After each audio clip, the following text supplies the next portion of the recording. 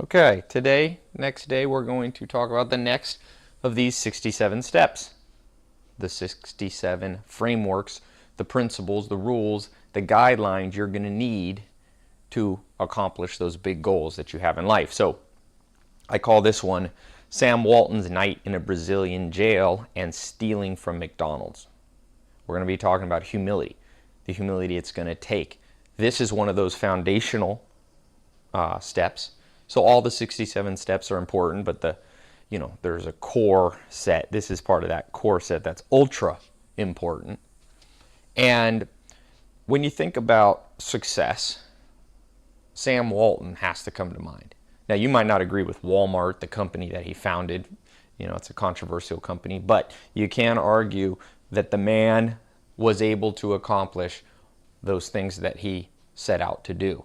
He built Walmart, started in 1945. Now, it'll probably be, if not the first, one of the first of the trillion-dollar revenue companies. Trillion-dollar. What did he do? What was his trick? As you read his book, Made in America, which is one of the books on my recommended list, and you should be going through that recommended list. We'll talk about that later, but this 67 steps, this is a foundational book, Made in America. He wrote it on his deathbed. There's some interesting stories in there, and there's some interesting stories that aren't even in the book. But one thing, as we step back even away from that particular story, or the story of Ray Kroc we're going to talk about, or Jeff Bezos, or the man who started, his family started Marriott Hotels. We're going to talk about that story too, by J.W. Marriott Jr. And again, this doesn't just apply to business. This is any goal in the good life: health, wealth, love, and happiness. Humility. Everybody that I know thinks they have it. I think I have it. You probably think you have it. To a certain extent, you and I do have it. But I'm talking about a whole new level of humility. I'm not talking about the humility that you grew up with, where, you don't look somebody in the eyes and you kind of look down and go, yeah, I don't know everything. Blah, blah, blah. I call that outward humility. The world is full of people with outward humility. Okay? And then you have certain people that seemingly have no humility. Let's take a Michael Jordan. Michael Jordan was known for being, in many ways, one of the cockiest people that you would ever meet. Just absolutely a cocky guy, outwardly. But do you know what his coaches said about him? Well, his coaches said, if you read that, my friend Roland Lazenby wrote the book Michael Jordan, The Life. And let me read you a part. It's talking about Jordan. This ability for Jordan to listen was among his most precious gifts. To his coaches, his capacity to be coached was his single most impressive attribute. Dean Smith, who was his college coach, asserted, I have never seen a player listen so closely to what the coaches said and then go and do it. So, Michael Jordan, the greatest basketball player possibly of all times. What was his secret? Well, his coach said it right there. I've never met a person who would A, and if you're writing this down, number one, listen, and then B, go and do it. Like the Dalai Lama says in his book Beyond Religion, 3 levels of listening, just pure listening. C, understanding and comprehending. And, 2, understanding and comprehending. And 3 is what? Making it instinctually part of who you are. So when we're talking about humility, and the humility it's going to take you as you go through the 67 steps, it's not lip service, because Michael Jordan, although he was the most coachable person, was the cockiest of all. But it didn't matter. Most of us are outwardly humble, and inwardly very cocky. You don't believe me? Well, let me ask you this question. How many mentors have you tracked down, gone around the world, found, begged, pleaded to become your mentor in whatever goal you're trying to accomplish? If you want to be a movie producer, if you want to be an actor, if you want to be a business person, if you want to be, find love, lose weight. How many people have you tracked down in your life and said, look, I don't really know what I'm doing. I'm here because I need your help. I need your help. See, probably not a lot, right? But you do realize, and I realize, how much benefit I can get from that. Let's assign a numerical value to your humility. How many times have you done that in your life? I'm talking actively sought out somebody. You might have had to go on a plane. And once I got on a plane when I was in my early 20s, and I went all the way to Australia. Then I landed in Australia, in Melbourne, Australia, got on another plane, flew to Lancashire, Tasmania, the small island of Tasmania. Then I got in a car, rented a car, and drove across the island to a little known, to visit a little known village where there was a guy named Bill Mollison. He's wrote a book about permaculture. It's about like sustainable, organic type agriculture. You see, at that point in my life, I was humble enough to say, I don't know the answers. I had saved up $17,000 and I spent it all traveling around the world because I was saying, I don't know. I need to know. Michael Jordan was the first guy to show up at practice. Even when he was the NBA champion, the MVP of the whole league, of the world, the greatest, really at Michael Jordan's peak, he was the most well-known person in the world. Johnny Bach, his assistant coach, or Tex Winters, they said the man listened.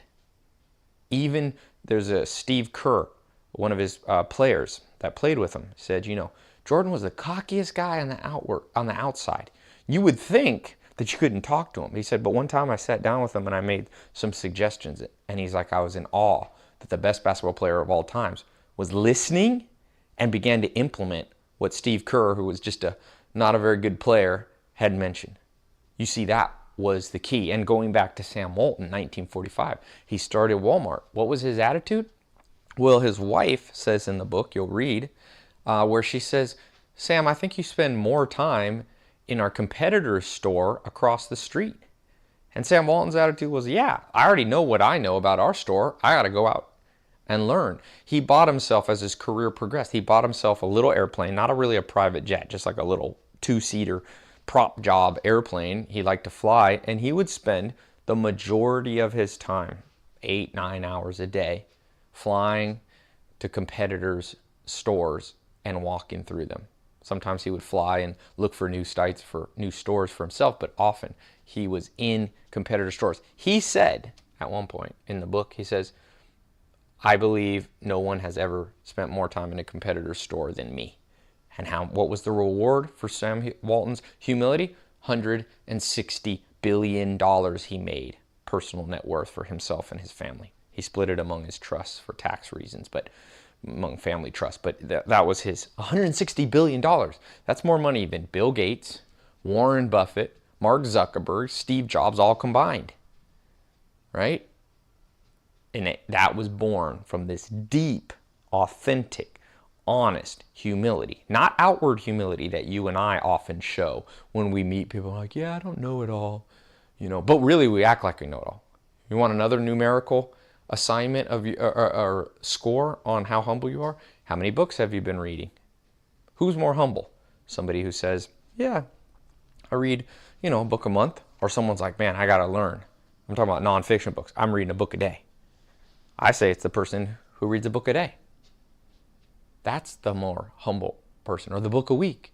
The more you read, the more you're saying with your actions. There's a good story, and those of you know I'm not really religious, so sometimes I bring up, the Bible or Buddha or whatever. Don't get offended, whatever you believe. I'm just finding great teachings in anything and bringing it to the table here. So there's a parable of Jesus Christ, where Jesus Christ said there was a father with 2 sons. And he said the father asked his sons to do something. The first son said, yes, Father, I'll do it, but then never went and did it. The second son said, no, Father, I'm not going to do it. But then in actuality, he went and did it. Then Jesus turned to the crowd and said, who obeyed? And the answer is obvious. It's the son who said he would not do it, but then ended up doing it. You see, I don't care about what your outer humility is. Some people know me. I come off sometimes as a little bit cocky. But if you look at the actuality, if you peel back the layers and get to reality, that's what that parable by Jesus was. Get to the reality of the fact. Most of the world is full of people who say, yeah, I'll do it, but never do. Yes, I'm humble. But then you would never say of their lives, yeah, they listen better than anyone, and not just listen, but go out and implement. You must become an implementer. And that's going to take humility. Sam Walton, two great stories that are important for you to download into your brain and make part of who you are. This Brazilian group of businessmen, I think this was in the 80s or 90s, they had bought a whole bunch of stores in Brazil, and they wrote letters. They were actually humble. It's interesting. They wrote letters to the top, I think, 10 or 20 CEOs of the big stores in the United States. Kmart, Walmart, Sears, JCPenney, all these. And they said, could we take you out to dinner? Could we meet up with you and just get your advice on how to grow our business in Brazil? So they wrote the letter. Only one CEO replied to that letter. Guess who it was? Sam Walton from Walmart. By this time, of course, Sam Walton was, one of the top businessmen in the world, and Walmart was a massive company, but he agreed. So these Brazilians got on an airplane in Brazil, flew over. They landed in Bentonville, Arkansas, a little airport, and a pickup truck was waiting with a dog, and there was an old guy in it. And they pulled up, and they walked up to him and said, are you going to take us to Sam Walton? And the old man said, I am Sam Walton. Jump in the truck. So he's humble enough to pick him up himself. So they got in the truck. He took him to his house. Sam Walton took him to his house. His wife had home-cooked meal there. And these Brazilian businessmen began to eat dinner around the table. And Sam Walton said to him, oh, quick question for you. And asked him a question about Brazil. And then he asked another question, and another question, and another question. By the end of the night, these Brazilians were going, man, he's asking us more questions than we're asking him. We flew here to get answers from him, and it seems like he's getting all the answers from us. And then it dawned on them. Sam Walton had said yes to them because he wanted to learn from them. The number one retail, or number one or two at that point, discount retailer in the world was asking these newbie Brazilians if they had any piece of information. I think it was Abraham Lincoln who said, I learn from everybody that I meet. He had that level of humility, although he did say, most of the time it's what I don't want to do. But that's the attitude that Abraham Lincoln had. That's the attitude that Michael Jordan had. That's the attitude that Sam Walton had. J.W. Marriott, in the book The Spirit to Serve, Marriott's Way, J.W. Marriott Jr., his father had started the Marriott, multi-billion-dollar company, the hotel chain. And his son said, you got to have the humility to listen. He said, that's one of the reasons I was able to grow this to a $12 billion company at that point when he wrote the book. Because he was listening and then implementing what people said. Humility. Don't tell me you're humble. Show me you're humble. Now, let's take this Sam Walton story. Gets even more interesting. Those men go back to Brazil, and eventually Sam Walton goes to visit down in Brazil. So he's down there, and the host family, he's in Sao Paulo, Brazil, one of the biggest cities in the world. And all of a sudden his host family gets a phone call, and they said, Sam Walton, this was the police department. We put Sam Walton in jail. You got to come bail him out. So of course, if you know anything about a Brazilian jail cell, it's a pretty dangerous place for a billionaire to be. So they rush down the host family, and they go to the police. They storm up to the front desk, and they're like, what are you doing? Why are you arresting this American billionaire? Don't you know who he is? Why are you putting him in a jail cell? And they said, well, we didn't know who he was. We found this old guy crawling around the floors of different stores in Sao Paulo, and we thought he was lunatic, so we put him in jail, to protect him or whatever, protect the population. So, of course, they brought Sam Walton out, and they said to Sam Walton, the host family said, what were you doing? Why were you crawling around the floors? And he said, I had a tape measure, and I was crawling around the floors, and I was measuring how wide the aisles are in various stores in Brazil, because I wanted to see if these people knew something that I didn't. Think of that. What level of humility is. So I call it, Sam Walton's night in a Brazilian jail. Do you have that level of humility that you're so obsessed with the thought that other people know things that you don't know, that your life, not just 1 hour a day, but your entire life, you project that attitude? Oh, you know something I don't know? Growing up, I used to call this Robin Hood mentality. You must have the Robin Hood mentality. What that means is, it's not like Robin Hood, the story, used to steal from rich people and give it to the poor. Well, the way I do the mental Robin Hood approach. What's that mean?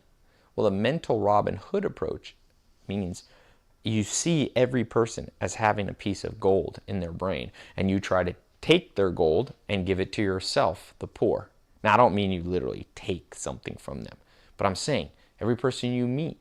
Now, let me step back. Not every person you meet. Like Abraham Lincoln said, most people don't know what they're talking about. And I'm actually a believer in being picky in who you listen to. But when you find the right person and those right people, generally you have to track them down. You go into that attitude that I'm poor, give me your riches. Please share your knowledge with me. If I got to crawl down around on the floor and get arrested in Brazil, if Sam Walton at the $1 billion level was still doing that, how about me and you? I'm as guilty of this as you. How do you and I project the attitude that literally we are willing to do that? Get down on our hands and knees, be humble, crawl around, research, study? No. I've got millions of people who follow the stuff that I do now. And it's almost nobody. When I talk to them, they're like, hey, Ty, I'm trying to accomplish this goal. I want to start a business. I want to make $1 million. I want to blank, blank, blank. I want to, make beautiful art. I'm like, well, how humble are you? Tell me the stories that you've been tracking down the best mentors in the world. Like Pablo Picasso said, we'll talk about that later in another one, but Pablo Picasso, what did he say? He said, good artists copy, great artists steal. We're going to talk about this in another one of the 67 steps. But the mentality, Picasso's like, man, it's not in ourselves that we find the answer. It's in the humility that Sam Walton had to learn from others. And let's keep going through this. Who else was like that? Well, I'll tell you an anecdotal, personal story. One of my business partners is one of the top internet business guys you'll ever meet. He makes about $3 million a month. About couple million bucks a month net. He's not even, he's in his early 30s. And he was over at my house, and I don't know, he lives on the East Coast, and he was over at my house one summer, and I was playing basketball, and we were playing basketball in front of my front yard, and I asked him a question about accounting, and I was like, hey, we need to do this for our partnership. I asked him a question, and I could tell I asked him kind of an advanced accounting question. I could see his face like he was embarrassed. He didn't know the answer. In fact, I don't even think he knew what I was talking about. So I kind of dropped it. I didn't want to embarrass him, so I was like, oh, okay, we'll talk about it later. About 3 months later, he was back at my house. We're playing basketball again. I like to do that pretty often, talk to people while I'm getting some exercise. And he said to me, he said, Ty, I asked him that accounting question again because I really needed to know. And all of a sudden, he answered back the most astute, intelligent answer about, he had comprehensive knowledge about accounting suddenly. And I was like, 3 months ago, you didn't even know the first thing. How do you know so much about accounting now?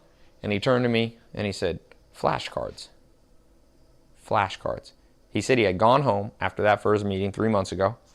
He had bought some textbooks, used textbooks off Amazon about accounting, had made little 3x5 note cards, flashcards. While he was brushing his teeth, he would read these flashcards. And he said, yeah, it took him about 3 months. By the way, that's similar to 66 days, right? 2-3 months to form a new habit, new set of knowledge, new skill set, like the University College London said. And he was now knowledgeable. And I had to think, man, it's hilarious.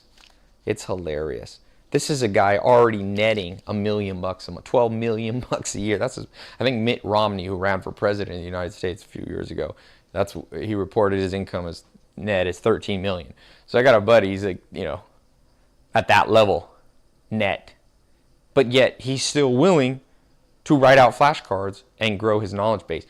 It's funny, I have these friends who make a little bit of money. You know, they make $1 million a year or whatever. They're like, and they're the cockiest dudes ever. And I'm like, they've plateaued, man.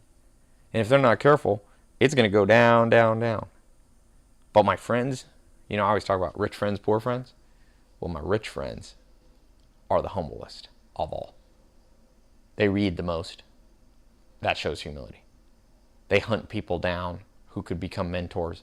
They talk them into, they plead, they humbly say, I don't know. They listen actively in the sense that you say one thing, like that guy I brought up the first time he was there playing basketball with me, I just brought up accounting one time. I didn't go, you need to, go get flashcards. He did that on his own. See, he was a quick learner. He took one minute signal from me that he didn't know something, and he was humble enough to absorb that signal. Read that we talked about this before, right? Reading the obvious signs, changing on a dime, adaptability. He knew he needed to increase his worth a damn deserve it awareness factor, and he did it, and the humility was the catalyst to make it all happen. Don't tell me how humble you are. Just give me some facts about yourself.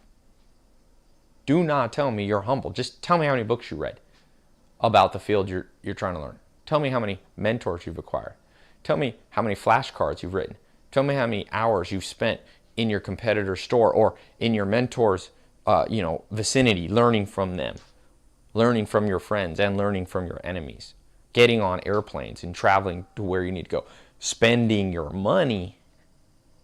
Like the old saying goes, where your treasure is, there's your heart. Also, you want to know how humble people are?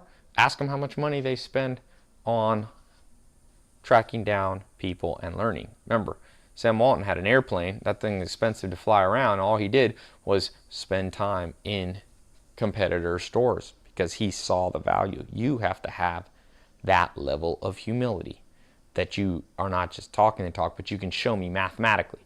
Ty, here's how many hours I spent, my precious hours of my life, doing this, humbly listening and activating that skill in my life. Here's how many books I read. Here's how many mentors I acquired. Here's how many seminars I went to. And not just seminars I went to or books that I bought and just skimmed through it so I could say I read a book. It's not about numbers. It's about, like Jordan said, like Dean Smith said about Jordan.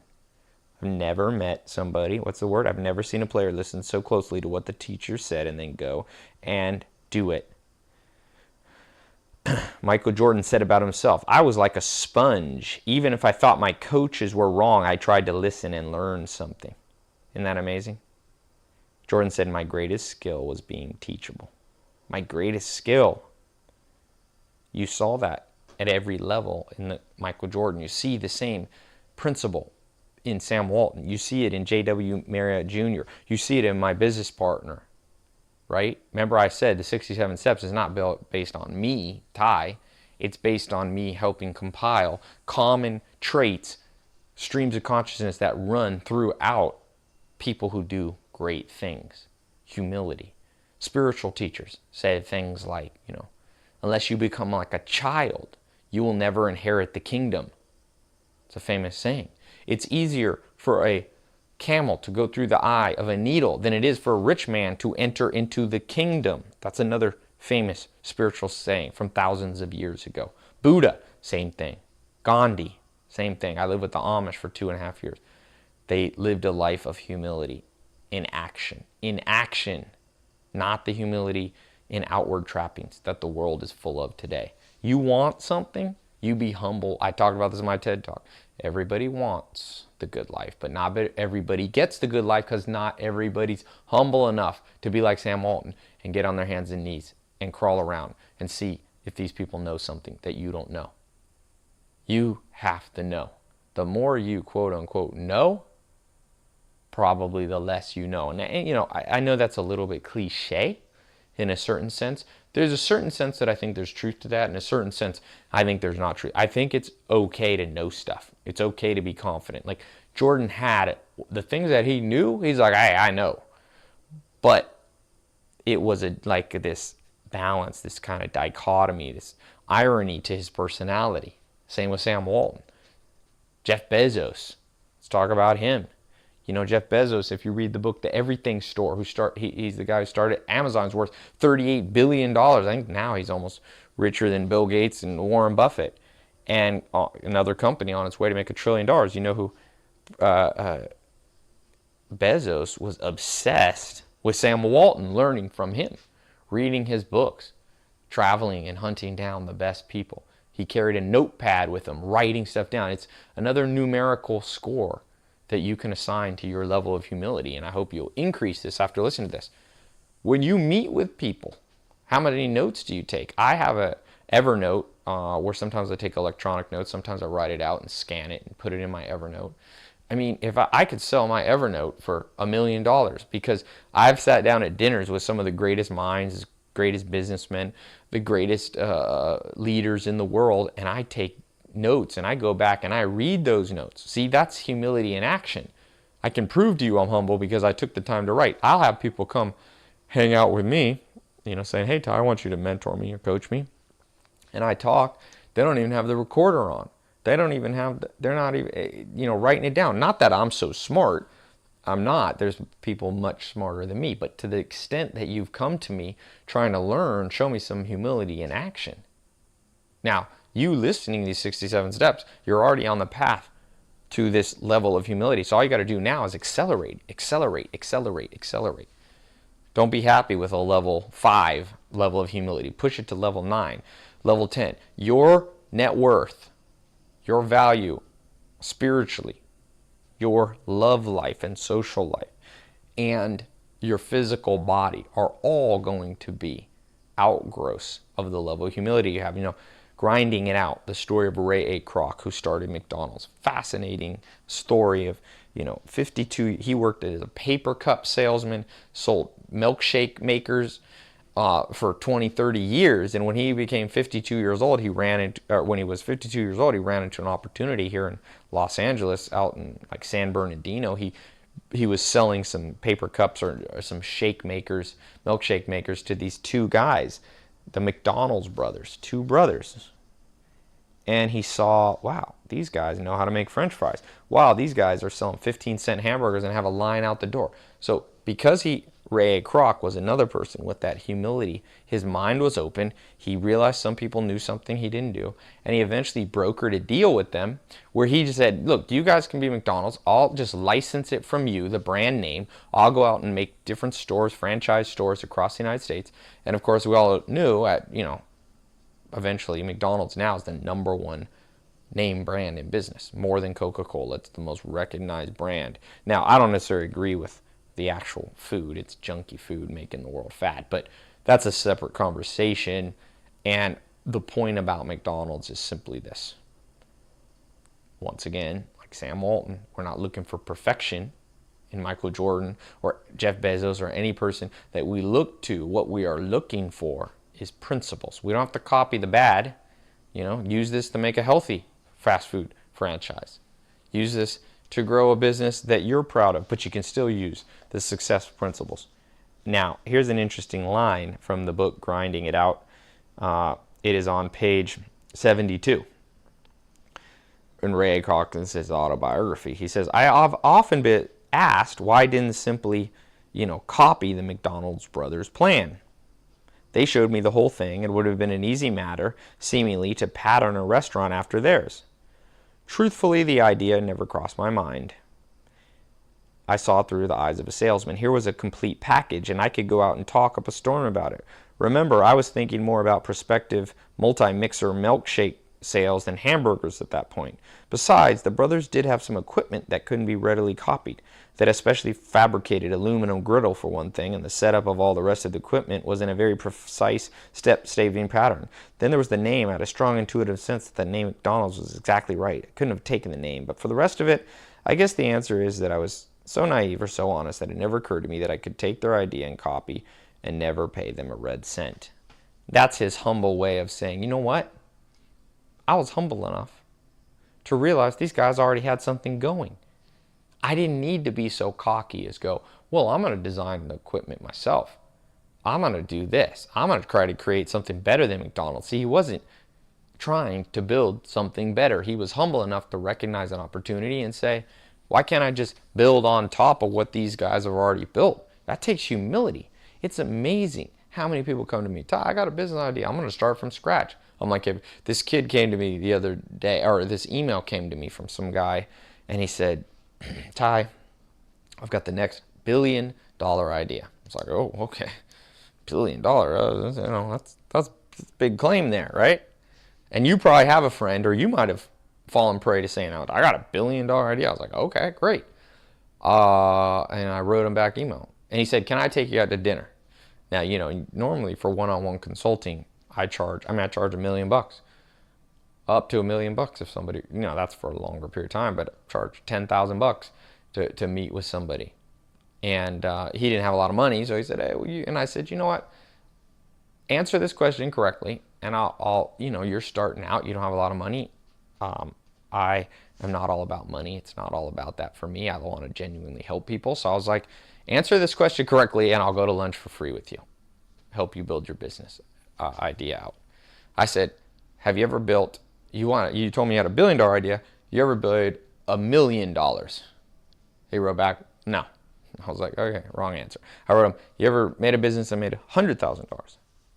No. Have you ever started any business that's made $1,000? No. Then I wrote him back, look, man, why are you talking to me about $1 billion? Are you that cocky that you're gonna start your first business trying to hit a home run, make $1 billion? I'm like, Warren Buffett started at 7 years old knowing he wanted to be an investor and allocate capital in the marketplace. And he read at 7 years old, Warren Buffett.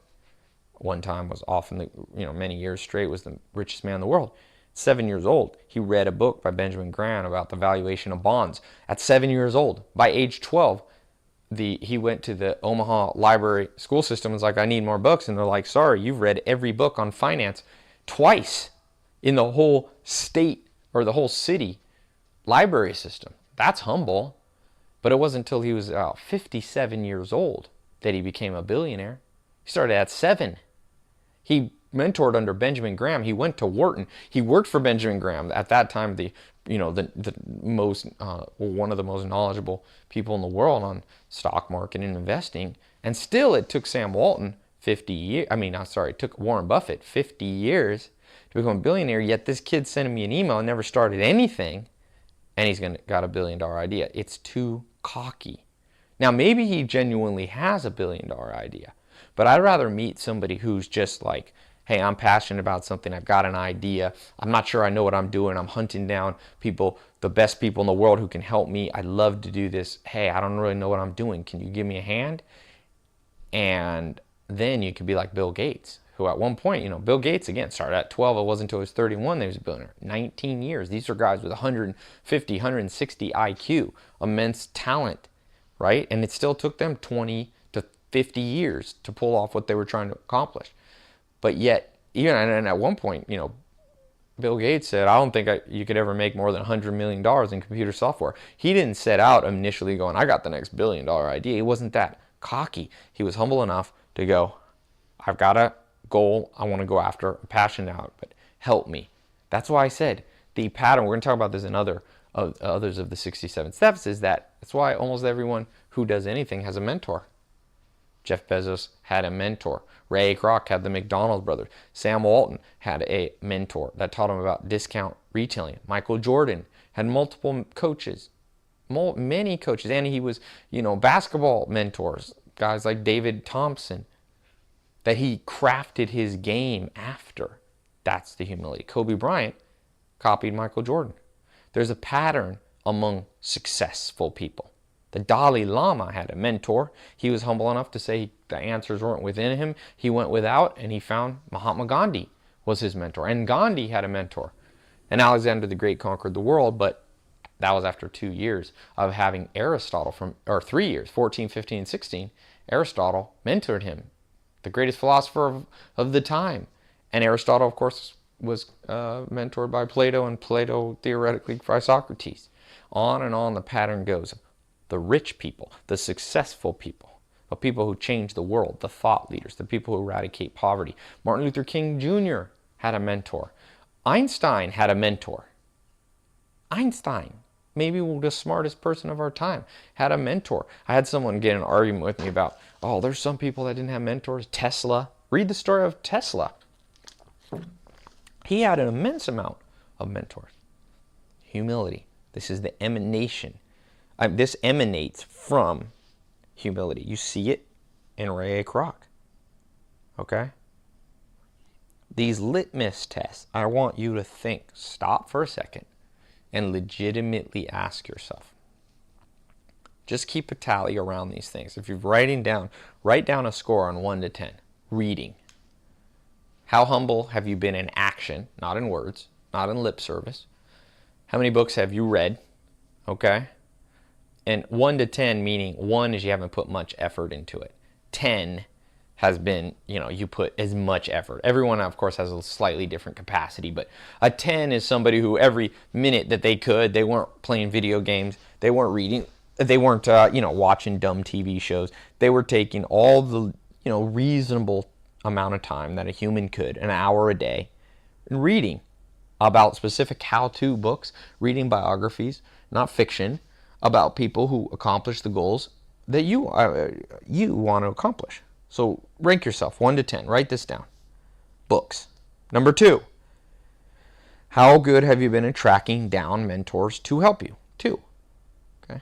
That could include getting on a plane. Something that takes sacrifice. That's what a 10 is. Traveling the world. Spending your last dime finding something. 1 to 10. Write that down. Number 3. Copying the competitors. Spending the time. Like Sam Walton spent many hours a day, more hours, he said, than anybody in his competitor store. So whether you're in business or whether you're, whatever your goal, finding people who are already doing it and spending a lot of hours with them. 1 to 10, what's your effort level been? Right? How about spending your money on things? Money is the great test. Like I said, where your money is, there's your heart also. 1 to 10. How much money have you been spending, your hard-earned cash, on becoming a Robin Hood mentally, in terms of saying, I need to go to this seminar. I need to spend money for this airplane ticket. I need. What are you on 1 to 10? Now I want you to take those numbers, there's 3 or 4, I think we did 4 numbers, and I want you to average it. So if you got a 4, 8, 6, and a 7, average those together, add those together and divide them by 4. That is your average numerical humility score. Your humility in action, not in words. So forget what you meant consciously feel about yourself. The conscious mind is often diluted by the ego and diluted by, the pains in our brain trying to, it's like Freud said, life is often too hard for us. So we use 3 things. We use distractions, we use intoxicants, and we use substitutive effects. We try to forget. And so for many of us, we've assigned a numerical score to our humility. Yeah, we're pretty humble. I'm like a 7 or an 8. But add up the math. Like Descartes, the great philosopher, says, when all else fails, and he did a thought experiment and removed any belief he had in life that could possibly be incorrect, all he was left with was math. So what's your mathematical score? I would guess that the average, if you're like average person, it's a 5 or a 6. And here's the kicker for you. The quality, that number right there is probably the quality of your life. If you scored an honest 10, then you're probably living the good life right now. But if you have a 4 or a 6 or a 7, it's like Jim Rohn's mentor Earl Schoaf told him. Answer me this question and I can guess how much money you have in your bank account.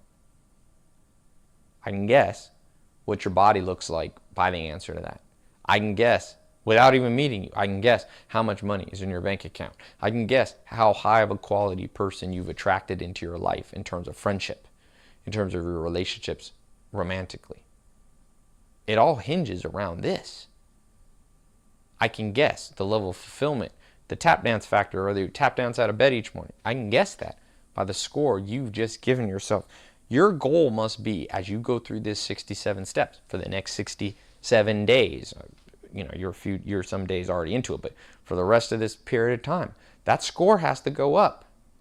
You have to become a machine. Now, I want to talk about why, okay? Because before you can, Alan Nation, one of my mentors said, Ty, before you can change anything, you have to first understand why it is like it is. So the question is, I'm assuming nobody listening here got a 10. Maybe you got a 10. That would be amazing. But, most of us, depending on the period of my life, when I add up the numbers, there's been times when I've been a 4 on this. It ebbs and flows. There's a time when I've been higher. But when I was a 4, it wasn't my favorite time in life. When I was a 7, it was a lot better life. And I don't necessarily mean this is always going to feel good. At some point, for some of us, maybe you have a lot of pride.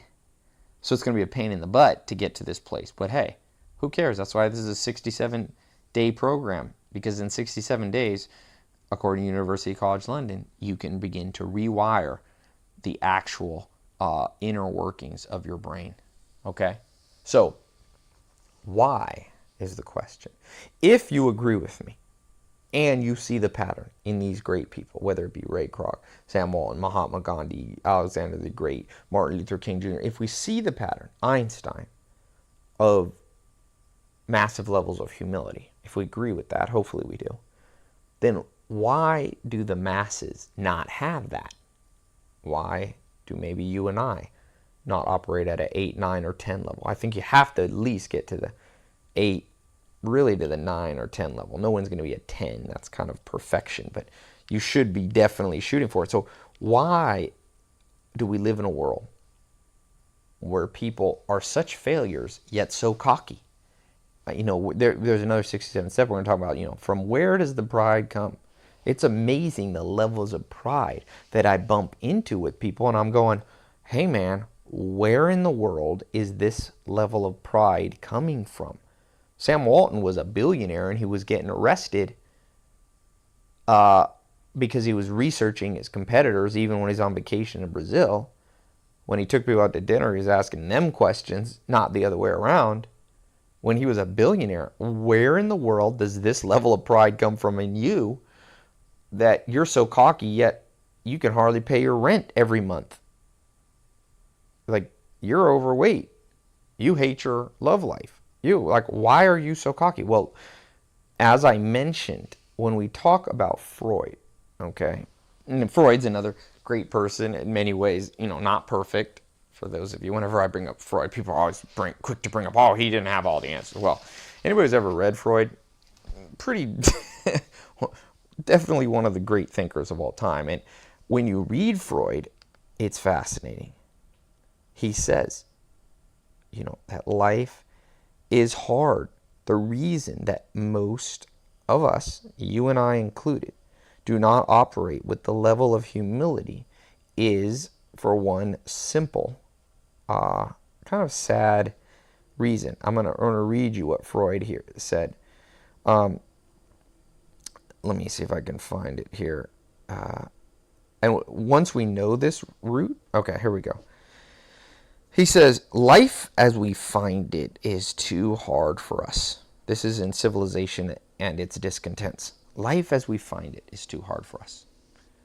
It entails too much pain, too many disappointments, impossible tasks. We cannot do without palliative remedies. We cannot dispense with auxiliary constructions. There are perhaps 3 of these means. Powerful diversions of interests which lead us to care little about our misery. So that's number 1. He says we get caught up in various powerful diversions. Number 2, substitutive gratifications which lessen our pain. And then he says, thirdly, and intoxicating substances which make us insensitive to it. So what Freud is proposing, and I'm going to propose to you the reason you and I have struggled with humility, is that humility is, in saying, oops, my bad, generally triggers a fear response. And if you study the human brain, not that I'm a neurobiologist, but my best friend and business partner is one of the top neurobiologists in the world, PhD, and he said to me, the brain, you have this amygdala part of the brain, which is kind of in the center of your brain, and it's the fear area. It stores fear memories. If you got bit by a dog when you're 3 years old, okay, you'll store fear memory. And those fear memories are almost impossible to ever get rid of. That's why people go to war, sometimes come back with post-traumatic stress disorder. It's hard to get rid of it because it's a deep-seated, rooted part of our brain to remember fear, okay? So you have that amygdala, and at some point in almost all of our lives, we've been humble about something. And somebody's used that period of time when we're humble to take advantage of us, okay? And we've been left back where Freud says, life becomes too hard for us. It entails too much pain, which comes from this fear, too many disappointments, impossible tasks. So what Freud says is once that fear hits us, okay, we then do, 3 different things. One of it is we try to distract ourselves from it, divert ourselves. We put new substitutions and we intoxicate ourselves. He's not just talking about alcohol or drugs, but he's saying we cover it up. So for most of us, we've been vulnerable, we've been humble, we've tracked someone down and we're like, hey, will you help me? I don't know what I'm doing. And they've turned to us in our moment of weakness and vulnerability and said, you're an idiot. Get away from me. I'm not going to help you. You're stupid. Or other people have laughed at the process. And, I was talking to Dr. Sharon Mollum, who's the geneticist, MD, wrote the book, the best-selling book that's out, Inheritance, fascinating book. He says, if you take 2 identical twins who basically carry the same DNA, right, the same genes, he says, if you separate them, and there's been instances of this that they've studied, and one of them gets bullied when they're like 13 or 14, the DNA changes. And that identical twin will never be the same as the other twin. Will struggle with suppressed cortisol levels, which sounds good, but actually if you suppress cortisol too much, more likely to have alcoholism and depression. So you see that traumas when we're younger, when we've been vulnerable, can often cause us so much pain that we overdo it in order to mask it. We overdo it by being cocky, by never really wanting to be like, oops, my bad, or to say, hey, I don't really know this. But these guys, these individuals, these men and women who stand out from the crowd are able to overcome that pain, not try to cover it over with cockiness, overcome their fears, right? And guess what they get?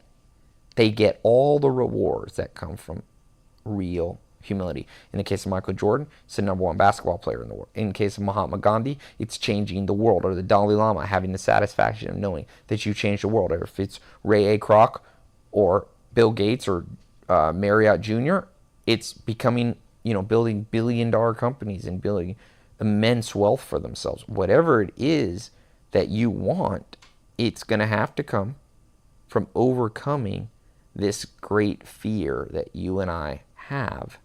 Okay? Without the removal of that fear, you are in a place, like we did with this numerical score on a 1 to 10, averaging up. You're probably a 4 or a 5 or a 6 or a 7. It's not enough to live a good life. Remember I said, my TED Talk, everybody wants the good life, but not everybody's willing to be humble enough. Understand your own deep-seated insecurities and fear that have caused you to put substitutive or intoxicating or diversionary layers over that humility that's there. We are ingrained, inborn with an instinct to be humble. Small children, when you and I were young, we had no problem saying, hey, help us. I don't know what I'm doing. How do I do this? Right? It's only the process of the pains and the traumas of life that cause us to begin to put layers over ourselves. Now, you got to do it in reason. You don't want to come off as just this. You can do this with some levels of pride. That's why I brought up Michael Jordan. I'm not suggesting you become this whimpering, I don't know anything, because that's back to outward humility. I don't care. If I hire somebody and they're the cockiest person in the world, I don't care. I don't care if they're like, dude, I know what I'm going to make. I don't care about that as long as it's backed up by action. Like when Michael Jordan said, I'm the best basketball player in the world, that's okay for humility. To me, that's the truth. He is. Michael Jordan wasn't the kind of guy that had lip service. He wasn't like, we'll see who's going to win this basketball game. He was playing against Utah, I think, in the World Championship, and he was talking about one of the players that had to guard him, and he's like, I'm going to annihilate you, man. That was outwardly the cockiest thing to say. But back in the gym, Michael Jordan was like, what should I do, Tex Winters? What should I do, Johnny Bach? What should I do, Phil Jackson? He had 10 different coaches around there. He was humble enough in action, so when it came time to win the NBA championship, basketball championship, he did win it. So I don't really care how you are outwardly.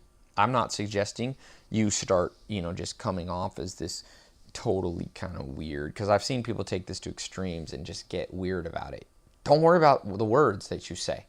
Unimportant. Start tallying up the hours that you spend per day. Start tallying up the dollars that you spend per day. Measure your humility that way. Inwardly, a deep-seated, secretive type humility is what I'm seeking from those people that I invest in. And I would like, I'm investing in you. You've invested in this listening in this time. My investment is in you. And I'm saying, in order for me to pull off what I'm trying to offer you and what I'm, in a sense, promising you about helping you find the good life in these 67 days, I don't care. Outward stuff. You can write me the cockiest stuff ever, as long as even that kid who I said wrote me, I have $1 billion idea. It wasn't so much just saying I have $1 billion idea that came off as too cocky, because that's just words. It wasn't like, hey, listen, the last 5 years of my life, I spent time working at the top 10 competitors. I want to, let's say, I don't know what business, I want to start a hotel, let's say. I think I got $1 billion new idea hotel. If he had written me this email, it'd be all different. I've written, so he writes me this email, it's imaginary, hypothetical. It says, Ty, I've got $1 billion idea on how to change the hotel industry. I've read 68 books about the hotel industry, and every biography and autobiography of any person who's ever started a hotel. Hilton, Marriott, so on. I've studied anything related to construction, anything related to the hospitality business. I have, for the last 3 years, done 3 internships. I've traveled to 40 countries. I've spent 150 hours a month in competitor hotels, documenting, carefully writing down. I've made 3 hotel owners my mentors, and on and on and on. If that email, and he said, I got $1 billion idea, can I take you to lunch? I would have showed up. What I didn't like, it was just an idea. And it was $1 billion when he hadn't started anything small. If that same person had emailed me also and said, you know what, I've started a small hotel chain. We've got two small 5-person bed and breakfast for the last couple of years. Then I'm growing it to this, and now I got the $1 billion idea. That level of humility in action would have appealed to me, and I would have had lunch with that person. That's what you have to become. You don't have to become a sniveling, vulnerable, completely vulnerable person. You can pick and choose. You don't have to ask everybody you meet. I don't care about any of that. I care about results, man. Results, results, results, results. Your life is short. I think Adam Carolla, the comedian, I was watching one of his podcasts, and he's like, I figured I only have about 50,000 good hours as an adult. And I often say, if that's true, whatever the number is, let's just say it's 50,000 good hours in the prime of your life, where you actually are undistracted and able to work. If that's true, 50,000 hours, well, invert it. What if I gave you $50,000? That's all the money you'd ever have for the rest of your life. 50 grand. How stingy would you be with even one of those dollars if you knew you could never replenish it? You can't replenish time. You can't replenish years. So you need effectiveness. Every minute has to count. Every day has to count. If you can, we've talked about these different foundational ones, the worth a damn factor, the changeability, the blue-footed bluebird. This is the next fundamental component. You have to become humility in action, not in words. I want that numerical value. I want you every, a couple times during these 67 days, I want you to write out specifically, okay? Specifically, what your score is. It's very easy. Remember, I forget, it was around books. It was around people you've tracked down. It's about hours. It's about dollars you've invested in yourself. Scale on a 1 to 10. 1 is horrible. You haven't really done it at all. 10 is great. Add the 4 together. Divide them by 4. You'll get your average score. That score has to go up during these 67 days. And it needs to go up over the next 18 months, right? So you have the minimum framework for change we've talked about, according to this research, is about, on average, around 66 days, 67 days. Then the next benchmark, Peter F. Drucker, the great business teacher, speaks of, is this 18-month window.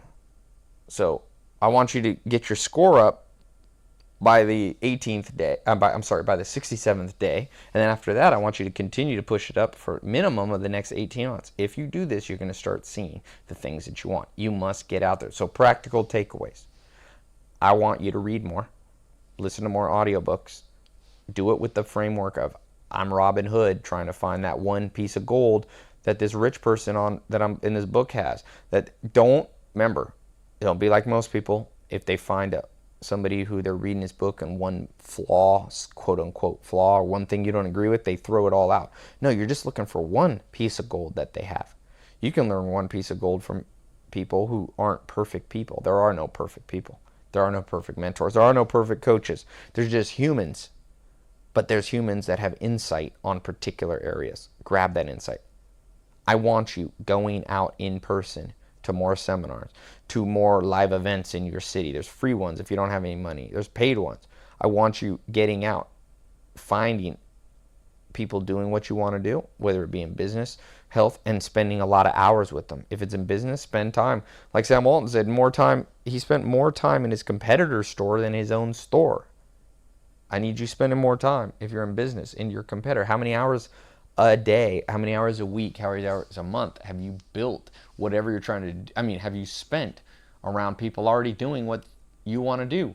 It needs to go up. The hours have to go up. I can't make your life change. You can make your life change. I'm just pointing the way. That's clear. That's clear. How much money are you spending to learn? Like I talked about this guy I met, Romeo, recently.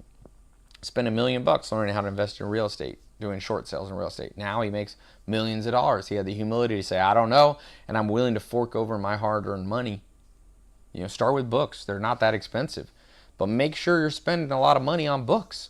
We're going to talk about another 67 step, my $32,000 Amazon budget. These is all humility in action, not in words. Remember the Jesus Christ parable? 2 sons. One says, I will do it, and doesn't, and the other says I won't and does.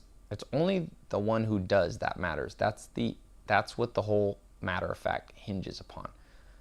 How many airplanes have you how many tickets have you bought and flown across the world to hunt down that one person who will just take you to lunch one time? And when you're there, are you taking notes, or are you just like nonchalantly like, yeah, I don't really, this guy might have some insight? No.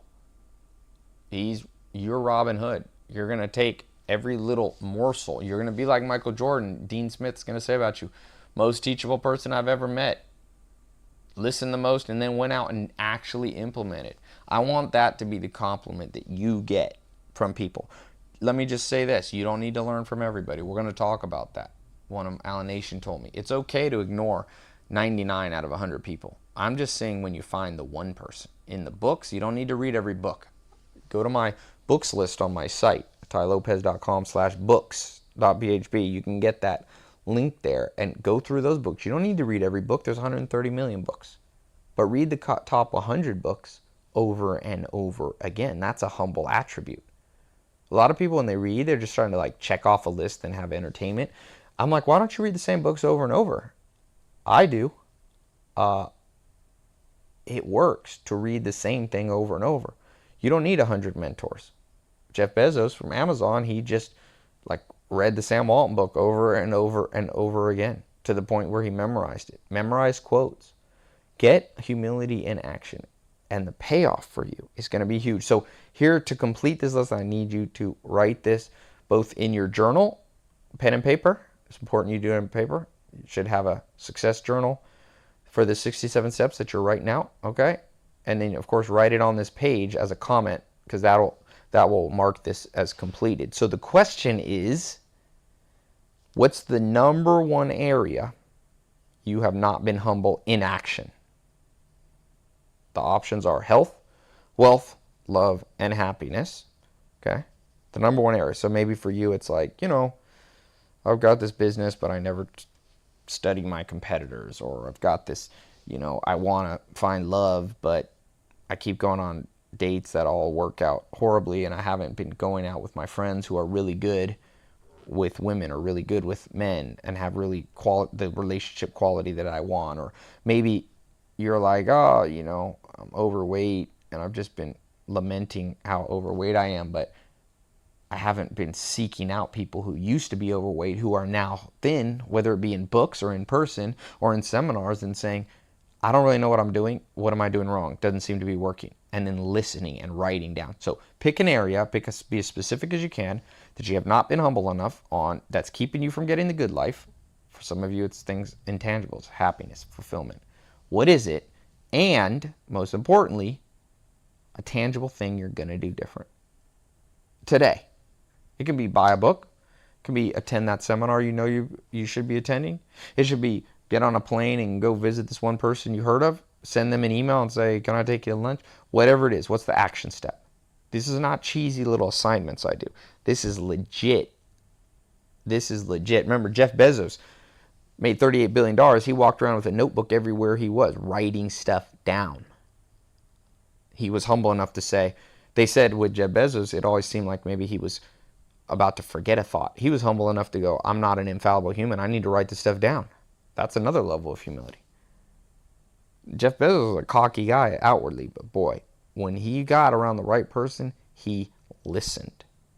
Sam Walton, Warren Buffett, think about Alexander the Great. He conquered the known world starting at 19, done before he was like 30 or 31.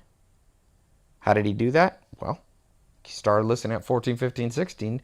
Greatest teachers. Fascinating thing about Alexander the Great, as he traveled the world, conquering the world, he brought a library with him. He had books shipped to him wherever he went because he was humble enough to realize he had to keep learning. He had to keep on top of things. Amazing. Alexander the Great. So what's your action plan? Just pick one. I know there's lots of stuff we all need to do. I got lots of stuff. Just pick one for now. One main area that you haven't been out, you haven't not had humility in action, and one specific thing that will be an action item towards that. Just get some momentum rolling, okay? This is during the 67 days. Then you can continue it on, do this for the rest of your life. The dividends are big. You want to live big. You want to live with impact. You want to change the world. You want to be remembered for doing something, not like the masses that just come and go and nobody remembers. Do you want to, I don't know how to say this pick my word carefully. Do you want to have the meaningful life is really what I'm trying to say. As Martin Seligman calls it, the authentic life and the meaningful life. If you want the meaningful life, be humble enough to say you don't have the answers. Have that hands and knees going to jail, right now flashcards, crawling around on floors in Brazil level of humility. And if you do, the reward will be bigger than you can possibly imagine. Make sure you write this down both on the website here, mark the comment complete, and then also on your journal with pen and paper. Talk to you soon on the next step. Thanks so much.